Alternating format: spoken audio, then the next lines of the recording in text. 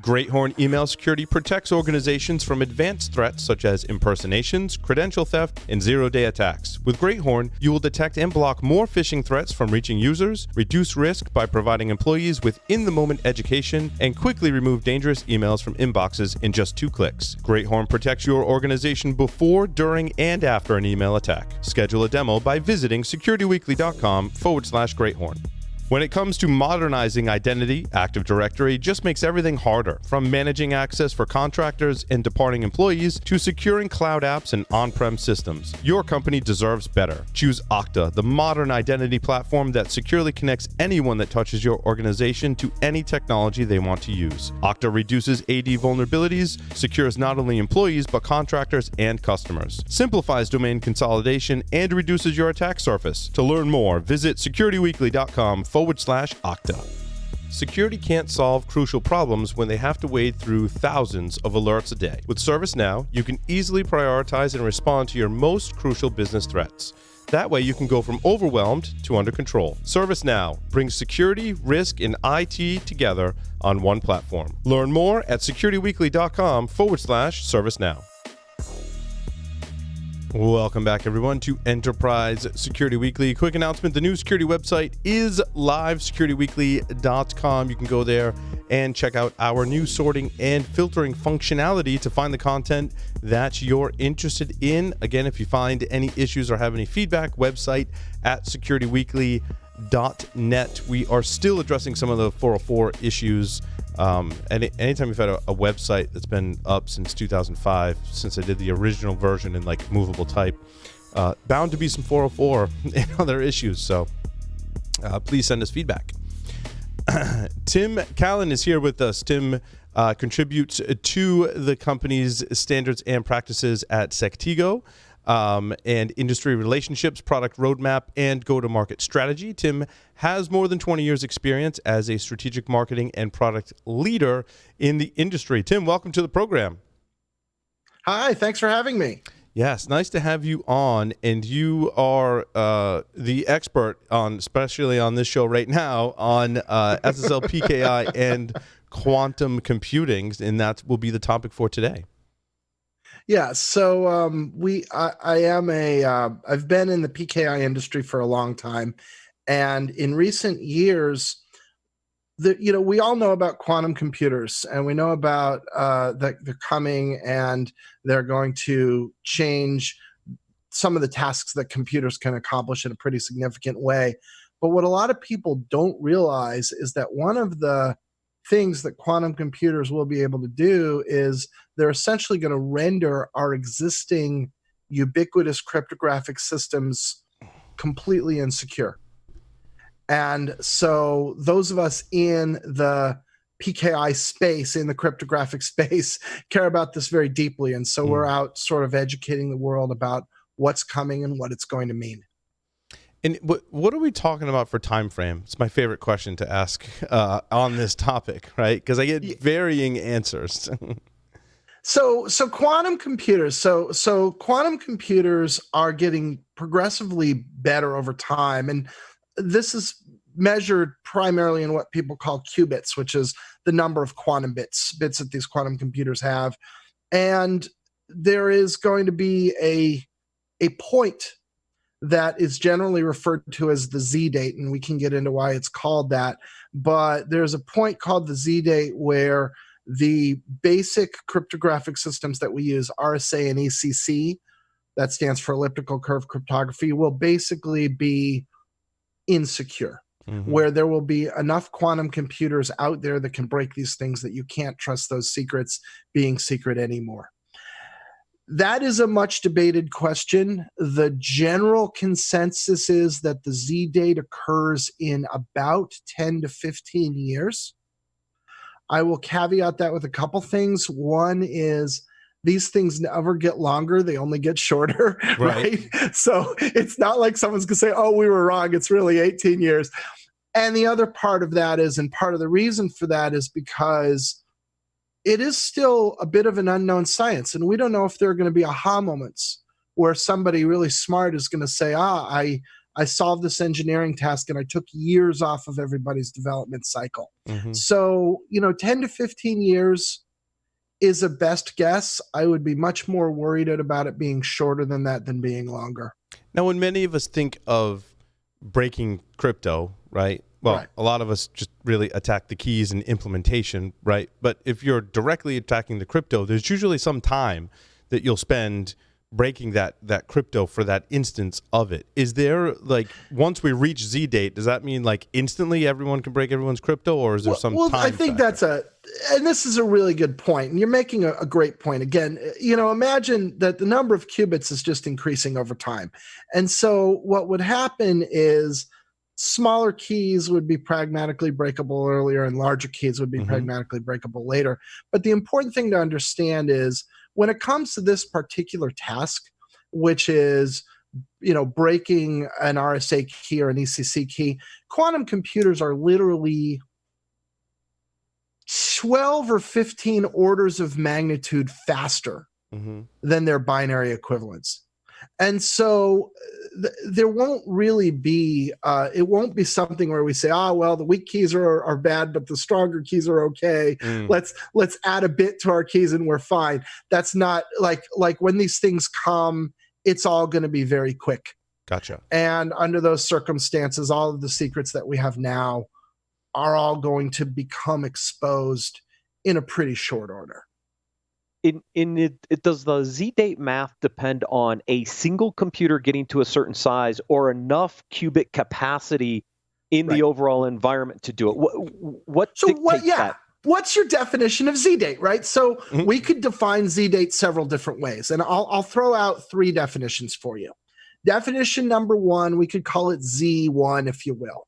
It would be the earliest possible ZDate, which is that a very well-resourced organization, think about a nation like the US or China or Russia, is able to build a quantum computer that it can use to open extremely valuable secrets that its advanced actors go out and obtain, right? That is the earliest potential ZDate. And depending on the secrets you have, that might be the date you care about. Then I'll give you a ZDate number 2, which is these machines are available commercially and you can buy one, but they're expensive. And you got to have $100,000 to spend. Now, there's a broader set of potential actors, but it's still not every script kiddie in Malaysia, right? And then ZDate number 3 would be literally you buy them the way you buy a personal computer. And so as you look at these different dates, or you rent them on your local cloud service and it's trivially cheap, right? You just use it on AWS and it's not very expensive. So as you look at these 3 potential dates, obviously they're further out from each other. And depending on the secrets we have and what we're trying to protect, we're thinking about a different one of those dates. And so you guys are hitting on some important points, which is that we sort of simplify this when we all have general conversations, but when you get into really the pragmatics of what's going to happen, it is very much a detailed conversation where the details do matter.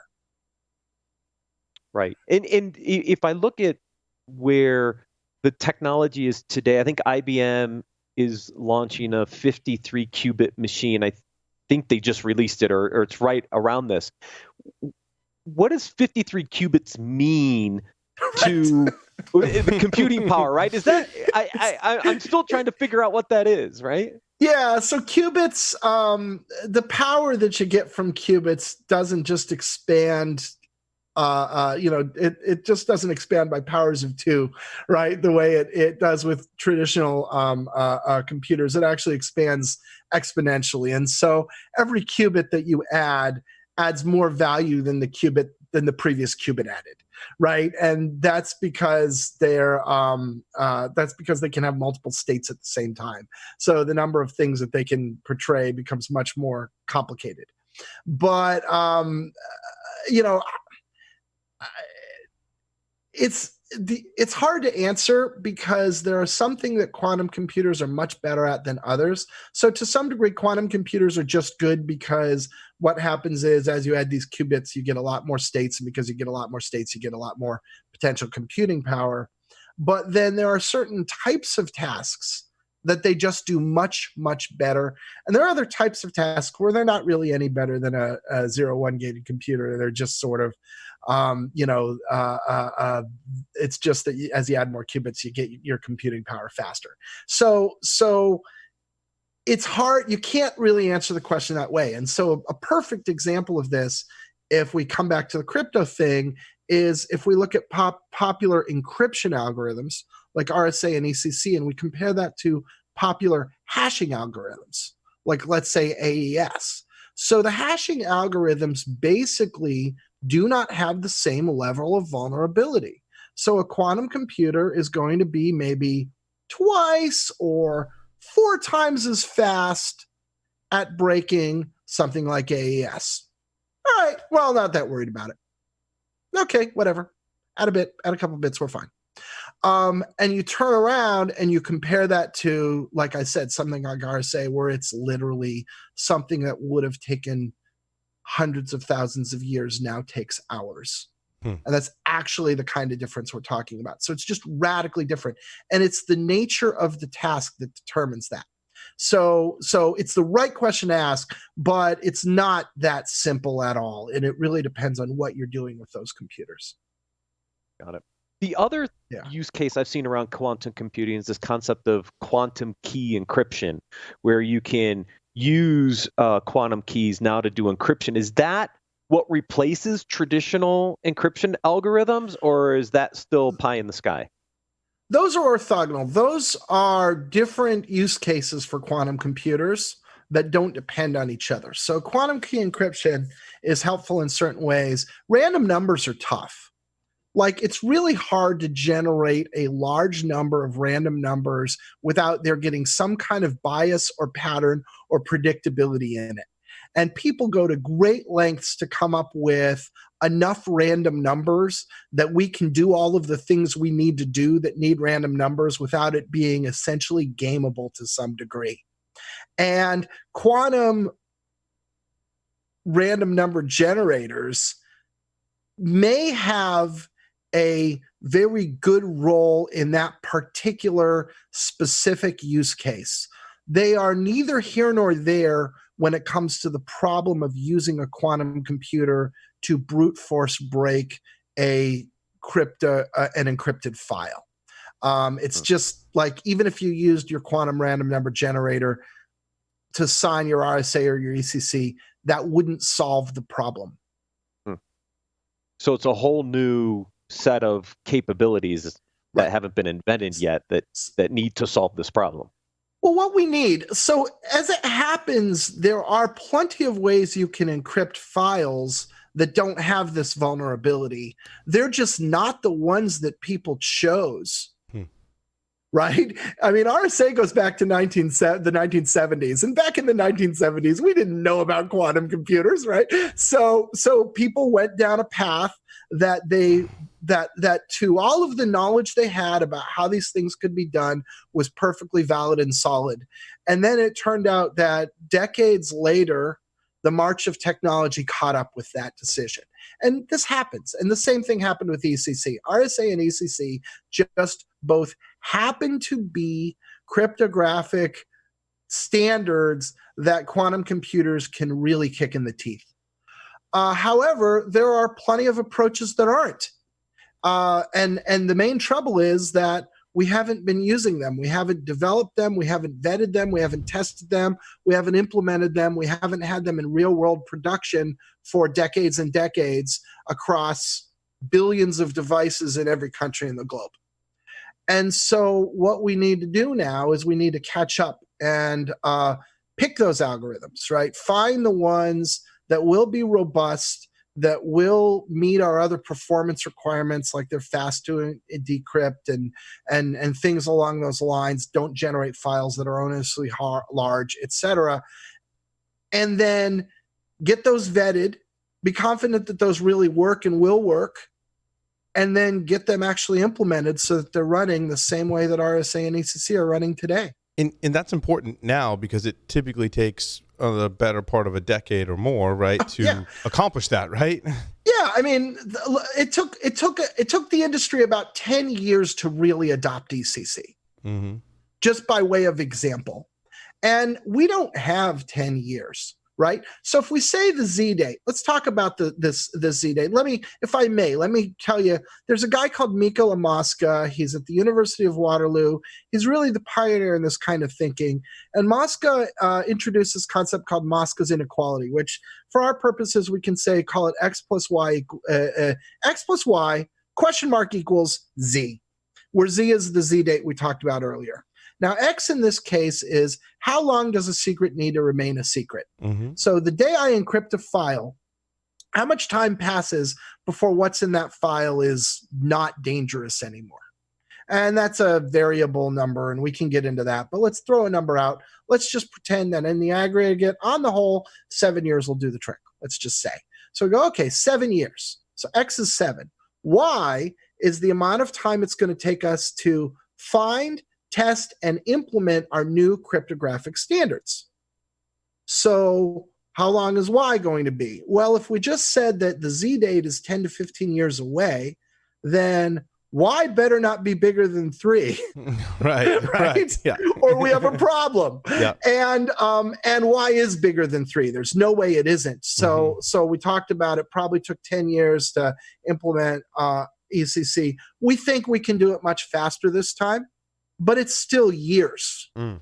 And it looks like the world needs 2 to 3 years probably to vet and settle on these cryptographic algorithms, from today, from this summer.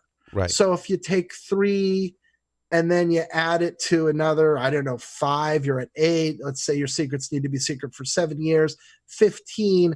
Ooh, that's the outside of our Z date range. Mm-hmm. So it is very uncomfortable. But folks have already started on this work, correct? Yeah. So there's a couple things that are going on. Let's break down I talked about discover these algorithms and increment these algorithms. And let's do those differently. So from the perspective of discovering the algorithms, the big actor here is NIST, the National Institutes for Science and Technology. And NIST, which is a U.S. government agency, which leads a lot of kind of science projects where it helps the community get together and work together to achieve these science projects. NIST has stepped in and created a voluntary program where cryptographers can work to come up with our post-quantum cryptographic standards. And there have been a lot of participants in this. It's been very well accepted. And the NIST project right now has 26 candidate algorithms. Mm-hmm. They started with something in the ballpark of 80, and they're down to 26. And the NIST team estimates now that the community will need 2 to 3 years just to pound on these. Because what we don't want to do is we don't want to all start going and implementing something and putting it in certs and putting those certificates out there.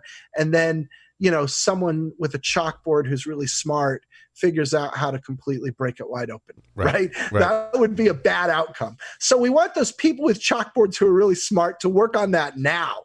And ideally to actually come up with mathematical proofs that say that these things are not crackable by some neat trick. And when we know that, then we'll be able to rely on the fact that the only way to break these algorithms is brute force. We'll know that the foreseeable computing architectures won't be able to brute force them, and then we'll be okay, right? That's the idea. But the estimate is 24 to 36 months is what everybody needs to get to the point where we're really comfortable with those ideas.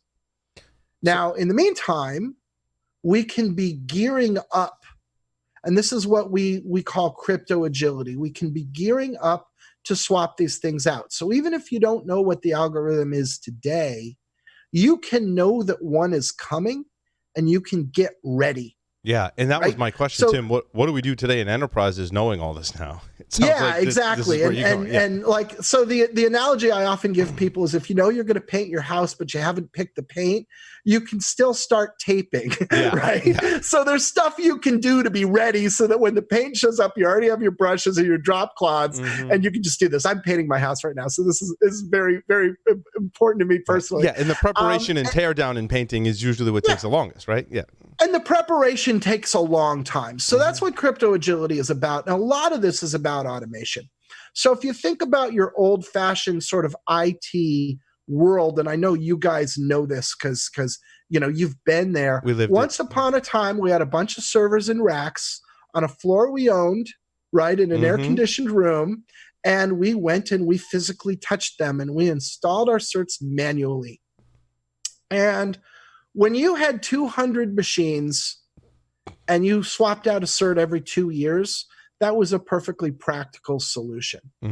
But moving into our world of modern architectures, you're never going to be able to manage things in this kind of way and get all of your certs changed out and your systems changed out without it being, onerously difficult, far too slow, and terribly, terribly error prone, right? And that's where you have outages and breaches and all of those other problems.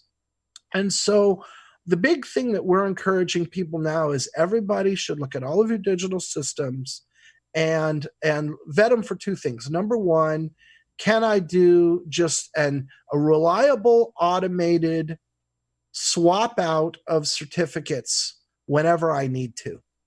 So part of that is, as your certificates are going through their normal life cycle, can they just plain be renewed or updated or changed using automated solutions? And then number two is, if I had to do something out of band, out of the normal life cycle, could I do that in an automated fashion as well?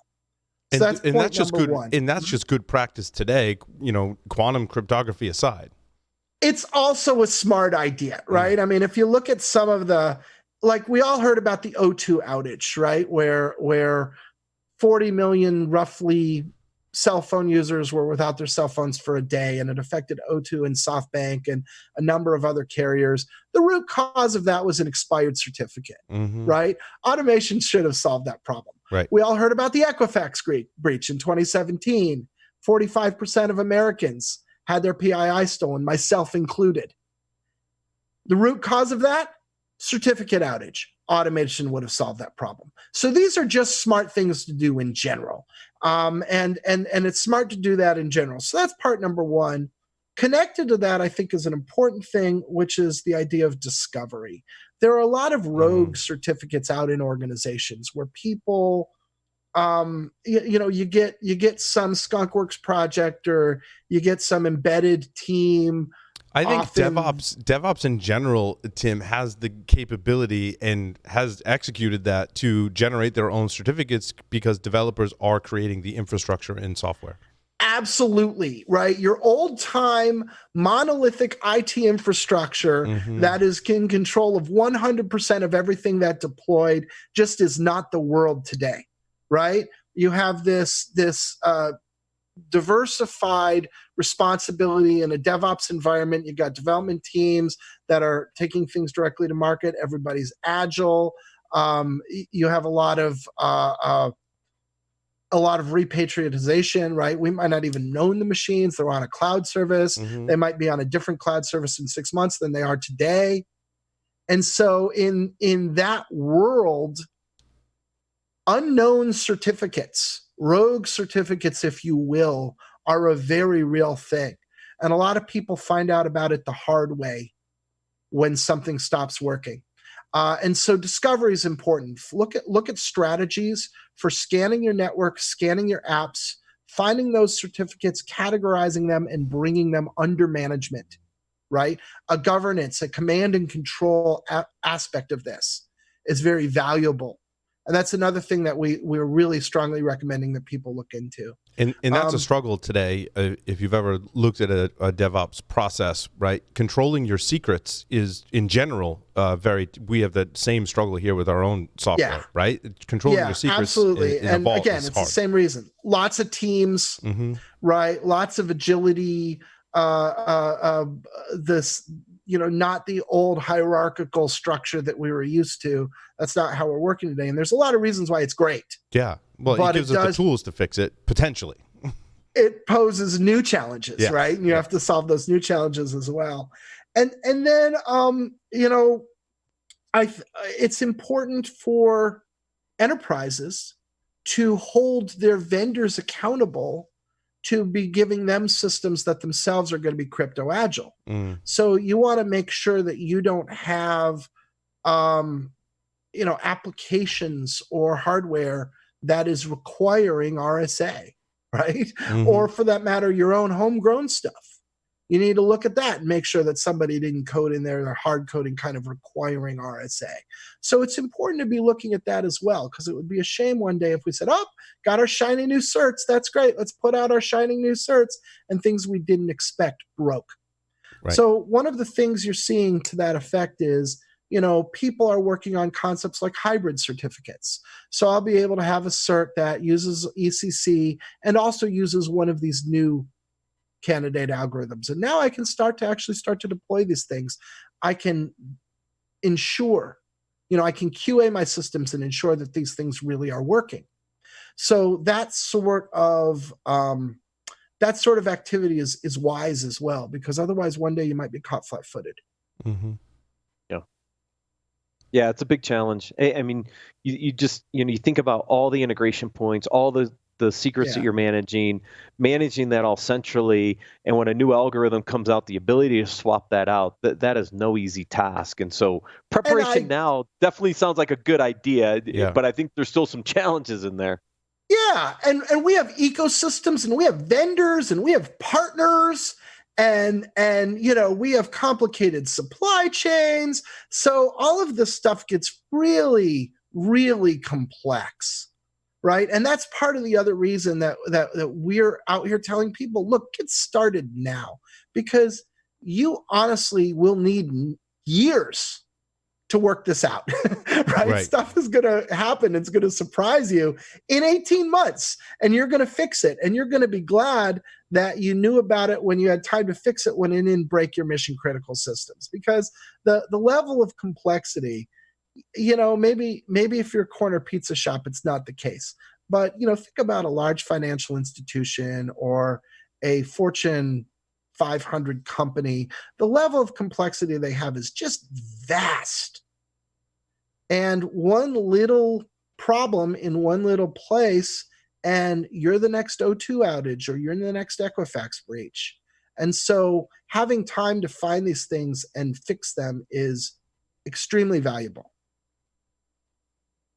Matt, any further questions for Tim?